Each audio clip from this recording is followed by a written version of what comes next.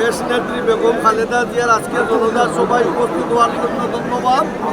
আর আমিও অপারেশনের রোগী, পিজি কেবিনও আছি 5 নম্বর গেট, ও আমার রুম নম্বর কেবিন নম্বর 419 নম্বর কেবিন থেকে আমি আইছি আটিয়া।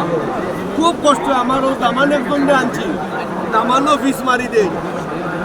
আমি সহযোগী একজনের লোক লই আইছি, আর আরও আগে আইতাম আসলাম। আমার সব মিডিয়ায় পায়।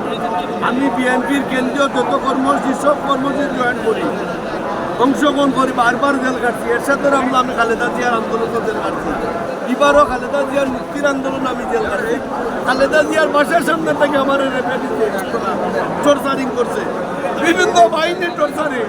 আমরা দল ছাড়িয়া গেছি না, আমরা নেত্রীও দল ছাড়িয়া গেছেন না, নেত্রীও বিদেশও ভাগছে না, আমরা ফলাইয়া গেছে না। সেই নেত্রী ওয়ার্ল্ডের মাঝে সৃষ্টি হইত না। আমি মনে করি পৃথিবীর ইতিহাসে বেগম খালেদা জিয়া আর হবে না।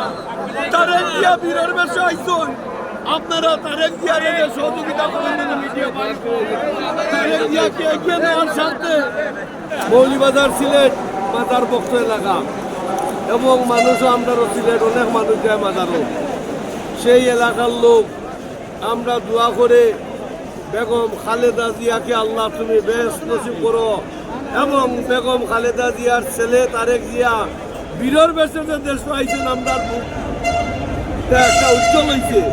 এখন আল্লাহ বেচারারে সুস্থ রাখো, তারেক জিয়াকে সুস্থ রাখুন, তারেক জিয়ার পরিবারকে সুস্থ রাখুন, তারেক জিয়ার মেয়েকেও দাইমাকেও সুস্থ রাখুন, এই কামনা করি সবার কাছে।